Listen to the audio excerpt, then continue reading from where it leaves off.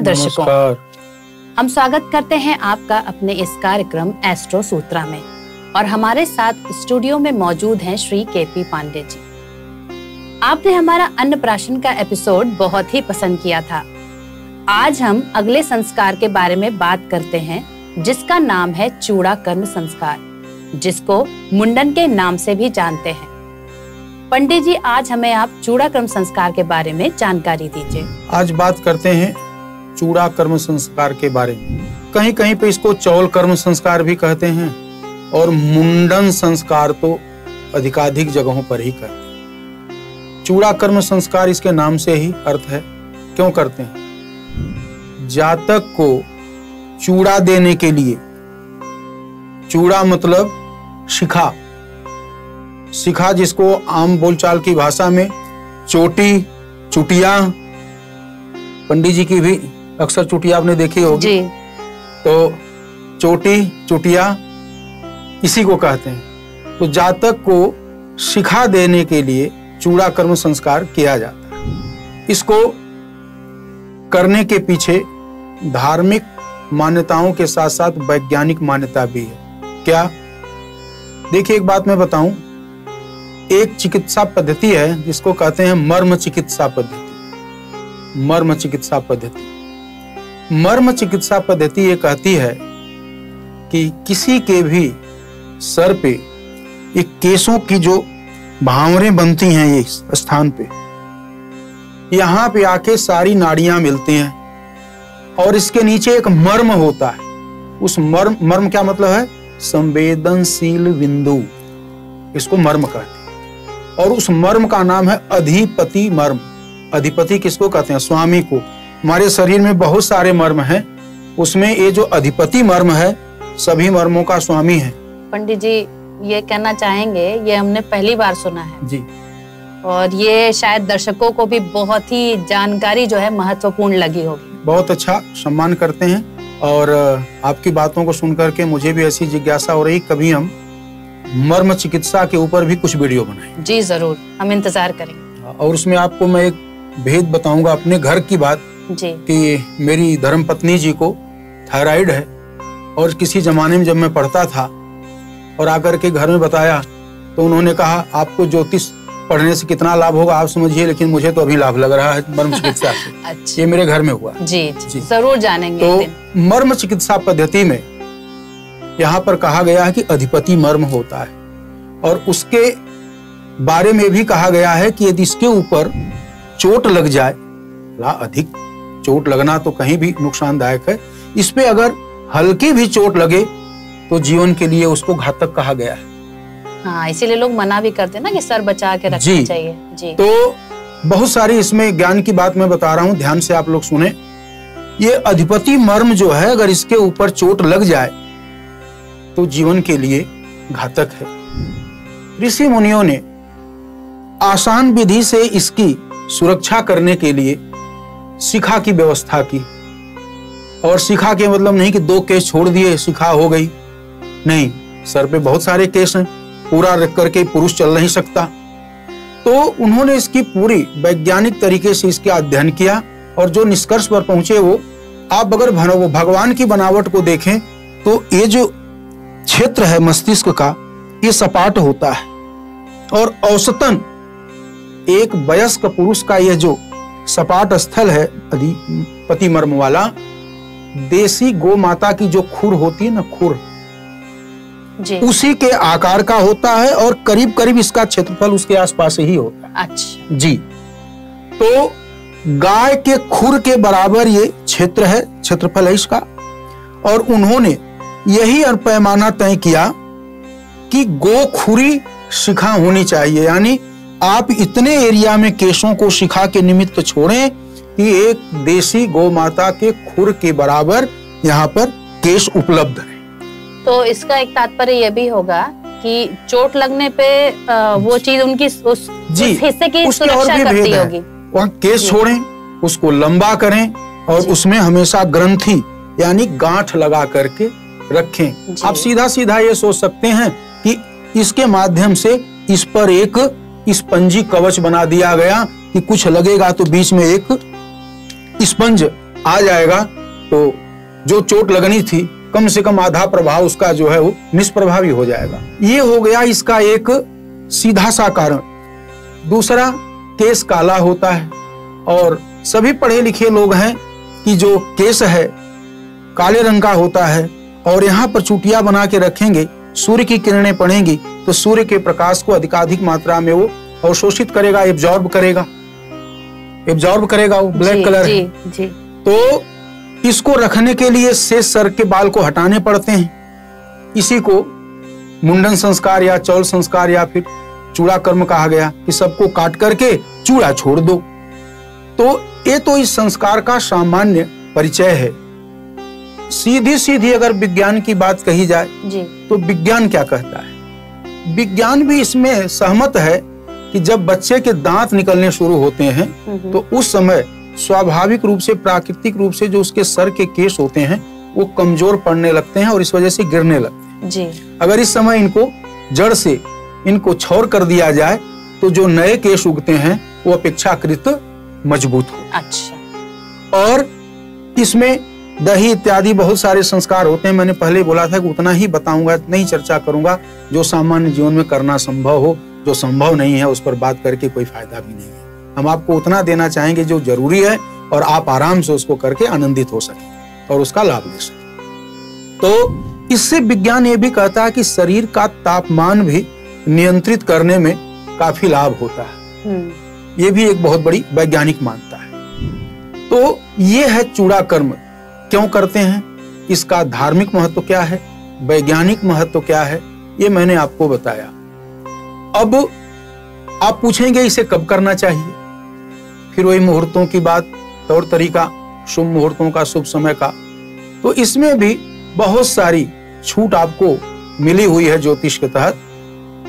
आप इसको 1 वर्ष के अंदर कभी भी करना चाहें तो कर सकते हैं। जो आपको पहला समय खंड मिला वो है बच्चे का जन्म हुआ, 1 वर्ष के अंदर आप किसी भी विषम मास में कर सकते हैं। 3रे महीने, 5वें महीने, 7वें, 9वें, 11वें कभी नहीं कर सकते। यदि आप नहीं कर सके या किसी कारणवश नहीं कर पा रहे तो 1 वर्ष की उम्र, जब 1 वर्ष की आयु बच्चा पूर्ण कर लेता है, फिर आपके पास 3रा वर्ष और 5वां वर्ष ये श्रेष्ठ माना गया। कौन सा?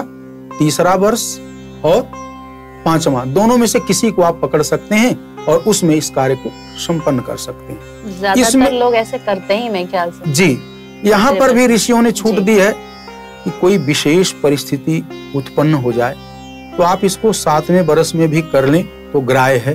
कोई ऐसा नहीं है कि 7वें वर्ष में करना कोई गलत है, लेकिन 3रा और 5वां को श्रेष्ठ नहीं सर्वश्रेष्ठ माना गया है। और आखिरी बात, अभी भी मौका है।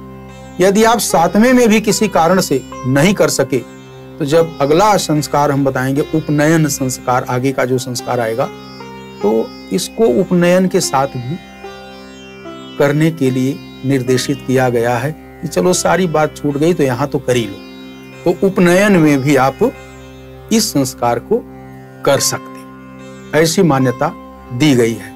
और अब आगे हम बात करते हैं नक्षत्रों की। नक्षत्रों की बात अगर हम करेंगे, तिथियों की बात करेंगे, तो इसमें क्या है कि सबसे पहले बच्चे को चंद्रबल, ताराबल होना चाहिए। चंद्रबल हम कई बार बता चुके हैं आपको। तिथियों में द्वितीया, तृतीया, पंचमी, सप्तमी, एकादशी, त्रयोदशी, इनको शुभ माना गया है। और इसमें उत्तरायण, इसमें सूर्य को उत्तरायण लेना है। नक्षत्रों की बात अगर हम करें तो जितने हमारे चरचर नक्षत्र हैं, पहले बता चुका हूं और मैंने पिछले एपिसोड में बताया कि आपको हमारा ये एपिसोड देखते देखते पंचांग के बहुत सारे बातें आपको स्मरण में आ जाएंगी और आप ठीक ठाक इसको जानने और समझने लगेंगे। चरचल नक्षत्र श्रवण, धनिष्ठा, शतभिखा, स्वाति, पुनर्वसु, ये चरचल नक्षत्र हैं। किसी को भी आप ले सकते हैं। क्षिप्र लघु में हस्त, अश्विनी, पुष्य, अभिजित 4 नक्षत्र आते हैं, किसी को भी आप ले लीजिए। इसके बाद मृगशिरा है, चित्रा है, रेवती है, ज्येष्ठा है, ये नक्षत्र शुभ होते हैं। यहाँ पर थोड़ा ध्यान दीजिएगा, हमारे सनातन धर्म में क्या है ना, 2 मास पद्धति है, एक तो है सौर और एक है चंद्र जी। इसमें सौर मास को लिया जाता है। सौर मास मतलब जो सूर्य के ऊपर आधारित है, सौर मास। इसमें सौर मास का मतलब क्या हुआ, सूर्य भगवान एक राशि चलने में 30 डिग्री चलने में 30 दिन लगाते हैं। तो मकर का सौर मास यानी जब सूर्य देवता मकर राशि में गोचर कर रहे हों तो आप इसको ले सकते हैं। अब आपको कंफ्यूजन होगा, मकर कब? 14 जनवरी से 14 फरवरी तक। कभी आप देखेंगे संक्रांति 13 को पड़ जाती है, 15 को पड़ जाती है, तो 13 जनवरी से 15 जनवरी के बीच कभी भी यहाँ से मकर राशि में सूर्य भगवान आएंगे और फरवरी के 13, 14, 15 तारीख तक रहेंगे जी। तो ये महीना सौर मास का मकर महीना कहा जाता है। ये इस काम के लिए शुभ है। तो क्या हो गया, सीधी सी बात करें तो 14 जनवरी से 13, 14 फरवरी के बीच आपके पास समय मिलेगा जी। दूसरा, जब मकर को भगवान पार करेंगे तो कहाँ जाएंगे? कुंभ राशि में। तो 14 फरवरी से 14 मार्च के आसपास 13, 14, 15 इनमें से किसी एक दिन यह कुंभ राशि को पार कर जाएंगे। तो 14 फरवरी से 13 मार्च 14 मार्च तक भगवान भास्कर कुंभ राशि में रहेंगे। ये समय भी आप ले सकते हैं। अच्छा। अब आप तीसरी बात गौर करेंगे कि कुंभ के बाद कहाँ आएंगे भगवान? मीन राशि में। और मैंने पिछले एपिसोड में बताया था कि मीन सौर मास क्या कहलाता है? खर मास। तो चूड़ा कर्म में खर मास वर्जित है। तो आप क्या करेंगे? अब प्रतीक्षा करेंगे मेष सौर मास का। मेष सौर मास कब आता है? यह 14 मार्च से 14 अप्रैल तक सूर्य जब मीन में रहेंगे तो खर मास रहेगा, चैत्र वाला खर मास। 14 अप्रैल को ये मीन से निकल करके मेष में आते हैं। तो उस संक्रांति को बैसाखी का त्योहार भी मनाया जाता है। खासकर हमारे सिख बंधु लोग जो है इसको बहुत बड़ा पर्व मानते हैं और सौर मास में इसको बैसाख का मास कहते हैं। बहुत ही हर्षोल्लास के साथ मनाया जाता है। तो 14 अप्रैल से सूर्य जब मेष राशि में आएंगे तो यह मेष का सौर मास शुरू होगा और ये चलेगा आपको वही 13, 14, 15 मई तक। इसके बाद सूर्य भगवान फिर 13, 14, 15 मई में फिर राशि बदल देंगे, आएंगे वृषभ में। तो 15 मई से 15 जून, या हम 13, 14, 15 इसलिए कह रहे हैं कि कभी सोलर डे में थोड़ी बहुत जो चेंजिंग होती है, तो कोई संक्रांति 13 को हो जाती है। पहले 20-25 साल पहले स्टैंडर्ड था 14 को ही हुआ करती थी। अब धरती की चाल में जो माइक्रो सेकंड का परिवर्तन हुआ है, ये कभी विषय गणित में बताऊंगा अगर गणित का कोई एपिसोड बना तो कभी 13 को संक्रांति होती, कभी 14 को, कभी 15 को जी। इसलिए मैं 13, 14, 15 3 तारीख बता रहा हूँ हर महीने की, इसमें से किसी ने एक दिन होना तय है। तो सूर्य भगवान मई के महीने में 13, 14, 15 मई में से किसी भी एक दिन आ जाएंगे वृषभ में और वही 13, 14, 15 जून तक वृषभ में रहेंगे। तो वृषभ में जब सूर्य भगवान गोचर करते हैं तो इसको क्या कहा जाता है सौर के हिसाब से? जेठ का महीना, ज्येष्ठ का महीना। इसको भी आप इस चूड़ा कर्म संस्कार में ग्रहण कर सकते हैं, यानी इस महीने में भी चूड़ा कर्म बच्चे का करा सकते हैं। एक चीज ध्यान रखिएगा, ज्येष्ठ संतान, एक कहावत है गांव में कि 2 जेठ एक साथ नहीं होते। ज्येष्ठ के महीने में ज्येष्ठ संतान, चाहे पुत्री हो चाहे पुत्र हो, उसका चूड़ा कर्म नहीं कराना चाहिए। आपका दूसरा बच्चा है, तीसरा बच्चा है, उसका तो हो जाएगा, लेकिन पहले बच्चे का जेठ के महीने में नहीं होगा। ऐसा क्यों होता है पंडित जी? ये एक मान्यता है हिंदू धर्म की कि 2 जेठ लोग एक साथ नहीं रहते। तो कभी जब विवाह का प्रकरण आएगा तो फिर मैं बताऊंगा, जेठ संतान का विवाह भी ज्येष्ठ के महीने में नहीं होता। अच्छा, ये मतलब बहुत ही दिलचस्प चीजें हैं ना। तो जो मिथुन हमारा ये वृषभ का महीना है, ये रहेगा 15 जून तक। इसमें एक कंडीशन लग गई कि प्रथम संतान ज्येष्ठ संतान का नहीं होगा, बाकी आपकी और संतानों का है तो हो जाएगा। अब 15 जून, 13, 14, 15 जून में से किसी एक दिन भगवान भास्कर जो है वो मिथुन राशि में पहुंच जाएंगे और जुलाई में भी 13, 14, 15 जुलाई तक रहेंगे। तो ये मिथुन का महीना जो है, यानी 13, 14, 15 जून से लेकर के 13, 14, 15 जुलाई का 1 महीने का जो समय है, ये कहते हैं मिथुन सौर मास। अच्छा। इसमें भी आषाढ़ का सौर मास कहते हैं, इसमें भी आप चूड़ा कर्म संस्कार को कर सकते हैं। अभी मैं त्याज में दोबारा रिपीट कर दूंगा, लेकिन यही सावधान कर दूं कि इस मिथुन वाले सौर महीने में ही क्या होता है, हरिशयन। हरिशयन विष्णु भगवान का सोना, तो इसी में हरिशयन एकादशी पड़ जाती है। ये पूरे महीने को आप यूज नहीं कर सकते, प्रयोग में नहीं ला सकते। तो इस मिथुन महीने में ध्यान रखें कि हरिशयन एकादशी तक ही अपने कार्य संपादित कर लें। हरिशयन हो जाने के बाद जिसका जो समय बचा है वो आपके काम का नहीं है। और इस तरह से आपको नक्षत्र मिल गए, आपको महीना मिल गया, आपको वर्ष मिल गया। अब इसके बाद आपको इसमें कुछ बातें और हैं। तिथियां भी इसमें महत्वपूर्ण हैं, और क्या क्या इसमें छोड़ना चाहिए वो मैं आपको इसी समय बता देता हूं। खरमास, जिसकी मैंने पूरी चर्चा की, खरमास इसमें त्याज्य है, मलमास इसमें त्याज्य है, हरिशयन इसमें त्याज्य है। अशुभ योग जो कई बार बताए हूं, वैधति, व्यतिपात और भद्राकरण, और आयु का समवर्ष, यानी 2, 4, 6, 8, 10, 12, 14 ये वाले वर्ष नहीं चलेंगे। विषम वर्ष में होता है, सम वर्ष में चूड़ा कर्म नहीं होता। ऐसा नियम क्यों है? मतलब इसके पीछे कोई शास्त्रों की ऐसी मान्यता है कि विषम वर्षों में ही करना चाहिए, सम वर्षों में, ये शास्त्र की मान्यता है। अच्छा जी, यह शास्त्र की मान्यता है कि इसमें जो है आप चूड़ा कर्म नहीं करेंगे। इसमें सूर्य भगवान को उत्तरायण लेते तो ज्यादा अच्छा माना गया है। बाकी इतने ही इसके मुहूर्त के घटक हैं, और आप इसको अपने जीवन में समझिए, उतारिए, और इसके अनुरूप अपने बच्चे का चूड़ा कर्म संस्कार करिए। निश्चित रूप से इसका लाभ उस बच्चे को मिलेगा, इसमें कोई संदेह नहीं है। एक बहुत महत्वपूर्ण बात बता रहा हूं, शायद आप इससे पहले कभी इसको न जाने हो। इसमें एक बहुत बड़ी सावधानी कही गई है, ध्यान से सुनिए।